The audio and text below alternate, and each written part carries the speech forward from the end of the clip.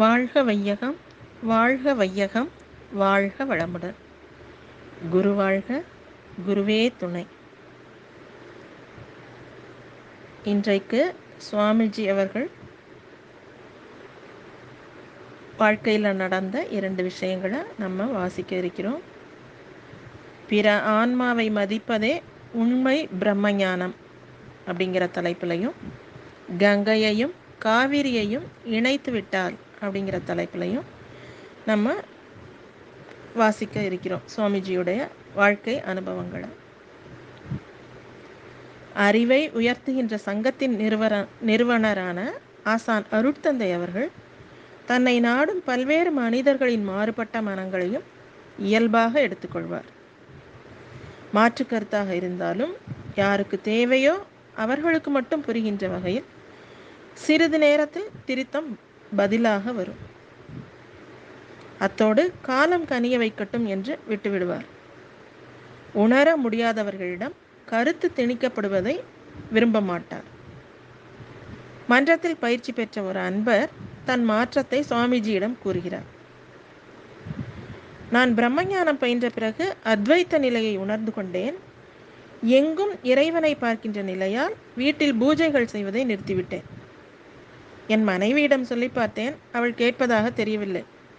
அதனால் இன்று பூஜைக்கு தேங்காய் வாங்கி கொடுக்காமல் வந்துவிட்டேன் என தன் செயலை பெருமையாக பறைசாற்றுகிறார். அதற்கு மகரிஷி அவர்கள், நான் கூறிய பிரம்மஞானம் அது அல்ல. பிற ஆன்மாவை மதிக்க கற்றுக்கொள்ள வேண்டும். ஒரு மலரையோ தேங்காயையோ மனிதன் செய்யவில்லை, அதுவும் பிரம்மத்தின் சுரூபம்தான். அவர்களுக்கு அது பழக்கமானால் அதை அவர்கள் செய்து வரட்டும் என்று விளக்கத்தால் தெளிவு வருகிறதோ அன்றே அதை மாற்றும் துணிவு தானே வந்துவிடும். மேலும் தேங்காய் எங்கே போகிறது? காலையில் சட்னியாகவும் மாலையில் சாம்பாராகவும் உங்களுக்கே வருகிறது, உடலாக மாறுகிறது. இனிமேல் வீட்டில் ஒன்று கேட்டால் 2ஆக வாங்கி கொடுங்கள் என்றார். இதை ரீட் பண்ணும் பொழுது, நாங்கள் மன்றத்தில் இருக்கும் பொழுதுமே நிறைய பேர் இறைவன் அரூபம் அப்படின்றது சுவாமிஜி சொன்னதுக்கப்புறம் உருவ வழிபாடை நாங்கள் விட்டுட்டோம் அப்படின்னு சொல்லி அடுத்தவங்கள ஃபோர்ஸ் பண்ணுவாங்க. உருவ வழிபாடு பண்ணுறவங்களை கொஞ்சம் ஏளனம் செய்கிற மாதிரி, நீங்கள் என்ன இன்னும் விடலையா உருவ வழிபாட்டை அப்படிங்கிற மாதிரிலாம் கேட்பாங்க. அதற்கு சுவாமிஜி அவர்களுடைய விளக்கங்கள் நிறைய அப்போ சொல்லுவாங்க பேராசிரியர்கள் எல்லாம். அதே மாதிரி சுவாமிஜியுடைய வாயாலேயே வந்த ஒரு விஷயத்தை தான் நம்ம இப்போ படிச்சிருக்கோம். அதாவது அத்வைத்தம் பிரம்மஞானம் அப்படிங்கிறது, அரூபம் அப்படிங்கிறது இறைநிலைங்கிறதா இருந்தாலும் கூட மற்ற ஆன்மாக்களை மதிக்க கற்றுக்கொள்ள வேண்டும். மற்றவங்களை அதுக்காக நம்ம ஏளனம் செய்ய வேண்டியதில்லை, கேவலமாக பேச வேண்டியதில்லை. உருவ வழிபாட்டில் இருக்கிறவங்களும் ஒரு நாள் புரிந்து கொண்டால் தானாகவே அருவ வழிபாட்டுக்கு மாறுவாங்க அப்படின்னு சொல்லி சுவாமிஜி அவர்கள் சொல்லியிருக்காரு. சுவாமிஜி ஸ்பீச்லையுமே அந்த இதை சொல்லுவார், வலியுறுத்தி. அதனால் உருவ வழிபாட்டில் இருக்கிறவங்கள ரொம்ப போட்டு ஃபோர்ஸ் பண்ண வேண்டியதில்லை.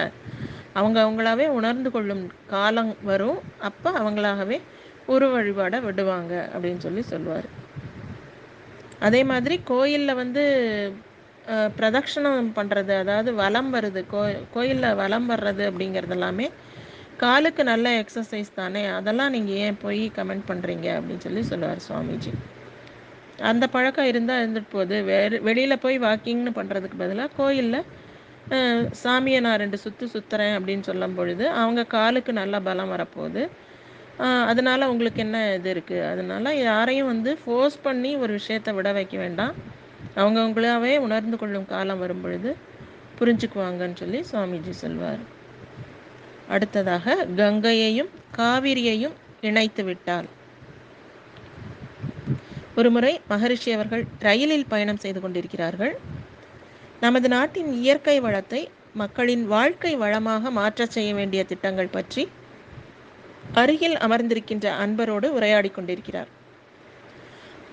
அருகில் அமர்ந்து அவ்வுரையில் பங்கு பெற்றவர் கோரமாண்டல் குரூப்பை சேர்ந்த அனுபவம் வாய்ந்த இன்ஜினியர். அவரிடம் கங்கையையும் காவிரியையும் இணைத்து விட்டால் பாரதத்தின் பூமி முழுவதும் விளைநிலமாக மாறிவிடும். பசி, வறுமை, வேலையில்லா திண்டாட்டத்திற்கு விடை கொடுத்து விடலாம் என்கிறார். இமாலயத்திலிருந்து உற்பத்தியாகும் கங்கையை காவேரியில் இணைப்பதற்குள் இடையில் எத்தனை மலைகள் இருக்கிறது, எத்தனை ஆறுகள் குறுக்கே ஓடுகிறது, எப்படி இணைக்க முடியும் என்று நீங்கள் சொல்கிறீர்கள்? நான் ஒரு இன்ஜினியர், இது பற்றி எனக்கு விளங்கவில்லை என்கிறார். கங்கை ஒரு வற்றாத ஜீவ நதி. அது மிக உயரமான இமாலயத்தில் தோன்றி வருகிறது. காவிரியோ கடல் மட்டத்தில் ஓடுகிறது. வழியில் நீங்கள் சொல்வது போல் மலைகள் இருக்கிறது, பள்ளங்கள் இருக்கின்றன. மலைகளை குடைவது இந்த விஞ்ஞான காலத்தில் மிக எளிதானதே. பள்ளங்கள் இருக்கும் இடத்தில் பெரிய அணைகள் கட்டி நீரை தேக்கலாம்.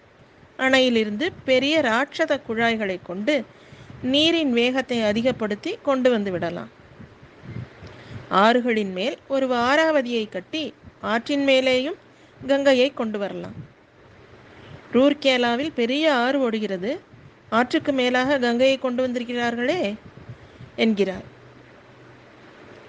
அந்த இன்ஜினியர் திகைத்து விடுகிறார். இவருக்கு இதை பற்றியெல்லாம் என்ன தெரியும் என்று எண்ணிக்கொண்டிருந்தவருக்கு மனதில் பெரும் வியப்பு.